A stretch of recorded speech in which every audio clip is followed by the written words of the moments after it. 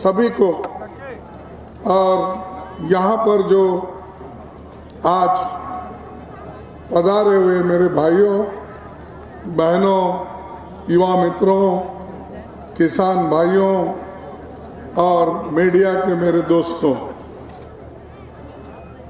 मैं कर्नाटक से आता हूँ, जहाँ पर हमारी भाषा कन्नड़ होती है और मुझे यहाँ पर आपको संबोधित करने में थोड़ा अपने शब्दों में थोड़ा सा व्यत्यास भी हो सकता है, लेकिन उतना तो गड़बड़ी मैं नहीं करूँगा जितना हमारे नेता लोग दूसरे करते हैं। मैं पूरी कोशिश करूँगा कि अपनी बात को बताने का और भारत जोड़ो यात्रा जो राहुल गांधी जी ने इस देश में शुरू किया, कन्याकुमारी से लेकर कश्मीर तक उनका जाने का जो इरादा तय करके रास्ते पे निकले, वो अब तक 3120 किलोमीटर उन्होंने कंप्लीट किया है। देश में ऐसे कम लोग होते हैं, वो भी खासकर इस युग में। बहुत से युग चल नहीं पाते और उसूलों के लिए लड़ने वालों की संख्या भी बहुत कम हो गई है। जैसा कि बिहार एक जमाने में माना जाता था कि यहाँ पर कांग्रेस पार्टी के बड़े बड़े नेता अपने उसूलों पर चलकर इस बिहार की तरक्की की थी। खासकर श्री बाबू जो सबसे ज्यादा दिन साल उन्होंने मुख्यमंत्री पद पे रहा और बहुत से नए नए चीजों को, तरक्की के चीजों को इस बिहार में लाया और उनके साथ और भी कांग्रेस के 3-4 बड़े चीफ मिनिस्टर यहाँ हो गए और उसी के साथ नेहरू जी के जमाने में, इंदिरा जी के जमाने में भी जो केंद्र में 32 साल तक जगजीवन राम जी अपना एडमिनिस्ट्रेशन में कामयाबी के साथ हाथ बटाए। तो ऐसी धरती है, एक तरफ पॉलिटिकल लीडर्स, एक तरफ भगवानों की धरती। अब ये तो स्थान बहुत मशहूर है और इस स्थान के वजह से यहाँ लाखों लोग आते हैं, यहाँ के भगवान के दर्शन लेते हैं और इससे आगे बढ़ के भी महात्मा गांधी जी का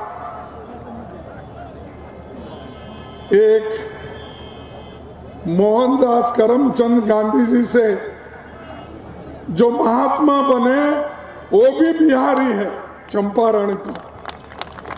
चंपारण का सत्याग्रह और यहां पर से जो कांग्रेस पार्टी का एक एजिटेशन शुरू हुआ, जैसा कि आज भारत जोड़ो यात्रा राहुल गांधी जी कर रहे हैं, वैसा चंपारण सत्याग्रह ये महात्मा गांधी जी की वजह से चला। और यही धरती है जहां पर महावीर पैदा हुए, यही धरती है जहां पर गौतम सिद्धार्थ को बुद्ध बनाया, ये भी बिहार का ही। तो बिहार ऐसा है कि दुनिया को रोशनी देने वाला जगह है, मार्गदर्शन करने वाला एक स्थान है। लेकिन यहाँ के लोग मजदूरी के लिए, पेट भरने के लिए बाहर जाते हैं, क्योंकि यहाँ पर कोई कारखाने नहीं है, कोई बड़ा जो लोगों को, युवकों को काम मिले, ऐसा कोई यहाँ पर कारोबार नहीं है। और आज की सरकार तो ये सिखाती है युवकों को, सबको नफरत का मार्ग दिखाती है, लोगों को नौकरी नहीं देती। और आज महंगाई इतनी बढ़ रही है, पूछो मत, आसमान छू रहे हैं। और हमारी आर्थिक स्थिति दिन पे दिन कमजोर होती जा रही है। और मोदी जी हमेशा हमको कहते हैं, भाई कांग्रेस पार्टी 70 साल में क्या की। अरे अगर हम 70 साल में कुछ नहीं करते तो मोदी जी आप इस देश के प्रधानमंत्री नहीं बनते थे।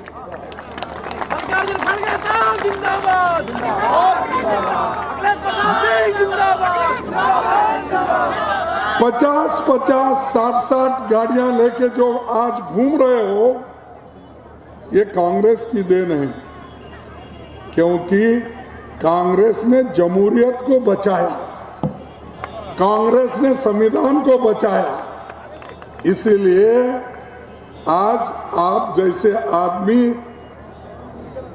प्रधानमंत्री इस देश के बने, और मेरा जैसा गरीब का बेटा भी अपोजिशन लीडर और एआईसीसी प्रेसिडेंट होकर आपके सामने है। यह हमारी देन है। आप कुछ नहीं किए, आप ना देश को आजादी दिलाए, आप देश के लिए लड़े नहीं, आपके कोई आदमी जेल नहीं गया, आपका आदमी कहीं ब्रिटिश के खिलाफ हाथ नहीं उठाया।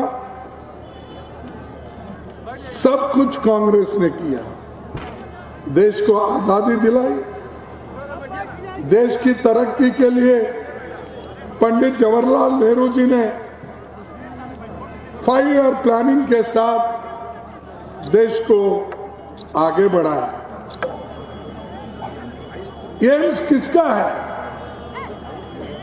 आईआईटी किसके हैं? मेडिकल कॉलेज किसके हैं? इंजीनियरिंग कॉलेज किसने बनाया? आज जो बहुत से टेक्नोक्रेट हमको दिखते हैं देश के अंदर और देश के बाहर, और जब वे मोदी जी जाते हैं वहाँ बहुत से डॉक्टर, इंजीनियर्स वो तालियां बजाते हैं। वो कौन है? अरे जिनको हमने विद्या दी, जिनको हमने ग्रेजुएट बनाया, जिनको हमने इंजीनियर बनाया, वही लोग आपका स्वागत वहाँ करते हैं। वो तो आपके जमाने में तो नहीं बने आप।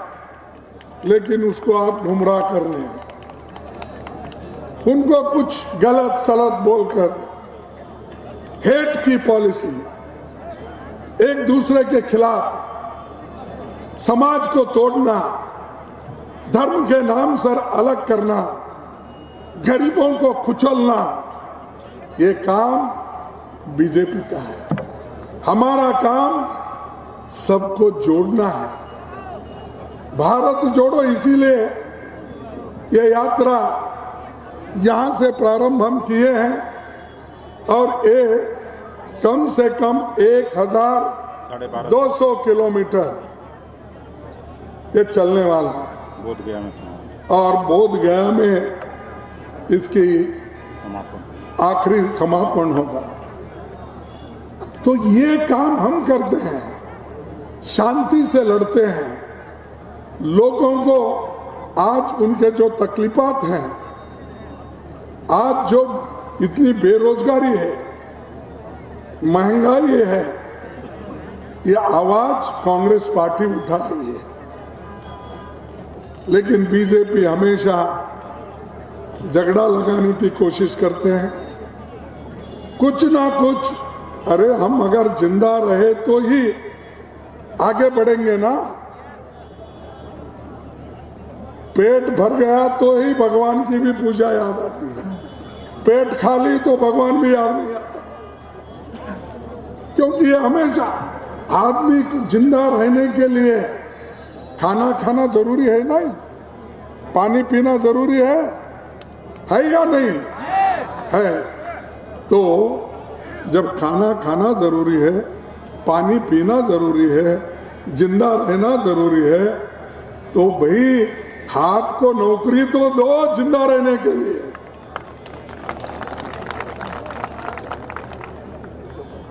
नए नए स्कीम लाए। यहाँ के नौजवान में देखा, एक साल पहले बहुत बड़ा वो आंदोलन हुआ अग्निवीर का। देखो साहब, मैं आपसे कह रहा हूं, इस देश में 30 लाख सरकारी नौकरी खाली है। कितने? 30 लाख। वो रेलवे में 3,50,000, डिफेंस में, पैरामिलिट्री में, एजुकेशन में, और जो एडेड इंस्टीट्यूशंस हैं जो सरकार पैसा देती है, वो सबको अगर आप कन्याकुमारी से दिल्ली तक या दिल्ली से कश्मीर तक गिनेंगे तो 30 लाख सरकारी नौकरी है। अरे परमानेंट नौकरियां दो। क्यों हमारे युवकों को आस दिला रहे हो? अग्निवीर लो, कितने साल के लिए? 4 साल के बाद क्या करना? वो भुट्टे बुनना, पकोड़ा। तो अगर देश के लिए नौजवानों को ऐसी स्थिति करेंगे, ये 30 लाख क्यों नहीं भर रहे? मैं पूछ रहा हूं। अब मैं देखा जब अपने इसमें टीवी पे हमारे प्रधानमंत्री जी ये अपॉइंटमेंट ऑर्डर 71,000 लोगों का जो अपॉइंटमेंट किए थे हर डिपार्टमेंट में, तो उसका सर्टिफिकेट बांट रहे थे। अरे भाई, अपॉइंटमेंट तो अंडर सेक्रेटरी करके भेजता है, सेक्शन ऑफिसर करके भेजता है, वो प्राइम मिनिस्टर देने की क्या आवश्यकता है? ऐसा तो हर साल लाखों वैकेंसीज आते हैं, लाखों वैकेंसीज भर्ती होते हैं, कोई प्राइम मिनिस्टर ऐसा नहीं किया। बेंगलुरु में आते हैं 71,000, दिल्ली में आते हैं 75,000, ये बांटते जा रहे हैं सर्टिफिकेट। ये सर्टिफिकेट बांटने वालों को मैं याद दिलाना चाहता हूं, आप तो पहले कहते थे हर साल अगर आप मुझे चुन के लाएंगे तो मैं हर साल 2 करोड़ नौकरियां दूंगा। कितने? 2 करोड़। मिला क्या आपको? नहीं मिला। मैं समझा बिहार लोग लड़ाकू है, यहाँ पर लड़के लिए होंगे समझा था। हम कर्नाटक में तो नहीं मिला हमको, आपको तो मिला समझा था, नहीं मिला। फिर उसके बाद बोले मुझे चुन के लाओ, मैं गरीब आदमी हूं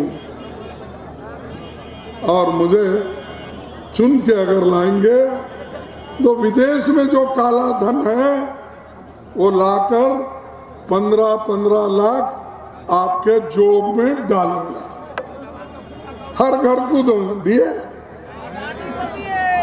फिर अब आप बोलिए क्या मोदी साहब झूठे हैं, क्या हम झूठे हैं? आप अंदाजा। लेकिन फिर भी मोदी को क्यों नौजवान लोग वोट डाल रहे समझ में नहीं है।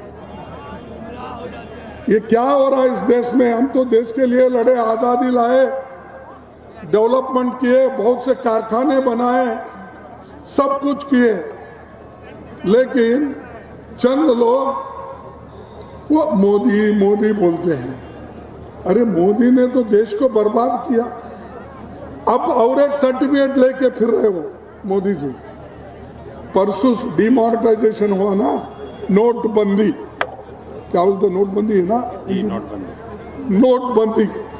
सुप्रीम कोर्ट में एक जजमेंट है, जजमेंट आने के बाद वो बीजेपी के लोग हर टीवी में जाना, देखिए नहीं हम जो किए थे वो सुप्रीम कोर्ट ने अपहेल्ड किया, सुप्रीम कोर्ट ने बहाल किया। अरे बाबा, ड्राइविंग लाइसेंस मिलने से अगर ड्राइवर ठीक ढंग से गाड़ी नहीं चलाता तो एक्सीडेंट हो जाता है। वैसा नोटबंदी करने का हक सरकार को है, लेकिन आपने जो गलत तरीके से किया उसके वजह से हमारे माँ बहनों, छोटे मोटे व्यापारियों का, सबका नुकसान हुआ। देश को आर्थिक व्यवस्था उसकी बिगड़ गई है, लेकिन आप वो सर्टिफिकेट बता रहे, सुप्रीम कोर्ट ने ये कहा, इसीलिए हम जो किए वो ठीक है। कोई आपके सरकार के अथॉरिटी को चैलेंज नहीं किया। चैलेंज इस बात का हुआ, अरे भाई नोटबंदी करने से देश का बहुत बड़ा आर्थिक नुकसान होगा, यह हमने कहा। इससे उद्योग जाएंगे, गरीब लोग परेशान हो जाएंगे, किसान परेशान हो जाएगा, माँ बहनें जो हमारे बचा के रखे थे वो खत्म हो जाएगा, ये हमारा कहना था।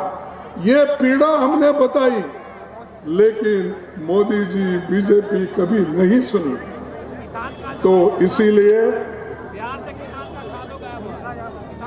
देखिए, बिहार से खाद गायब हो, अब सब एक एक करके गायब हो जाएगा।